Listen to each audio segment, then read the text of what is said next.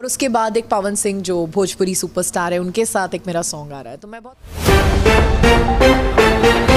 Hello दोस्तों, नमस्कार। आप सभी को स्वागत है आज के हमारे इस नई वीडियो में। आप सभी को भोजपुरी इंडस्ट्री की खबर सबसे बड़ी निकल कर आ रही है। आकांक्षा पुरी और पवन सिंह का एक गाना, बहुत ही ज़बरदस्त रोमांटिक गाना आने वाला है। आकांक्षा पुरी को वीडियो शुरू में देख ही लिए होंगे आप लोग, बताएंगे वो गाना कब आएगा और बहुत ही ज़बरदस्त गाना है। अगर आप लोग हमारे चैनल को लाइक सब्सक्राइब नहीं किए तो कर लीजिए प्लीज़। आकांक्षा पुरी एक पहचान की मुमताज़ नहीं है। जी दोस्तों, आकांक्षा पुरी को बहुत लोग जानते हैं, बॉलीवुड से लेकर साउथ से लेकर हॉलीवुड, सब लोग जानते हैं उसको। बॉलीवुड, साउथ में, हॉलीवुड में और कई सीरियलों में काम की है।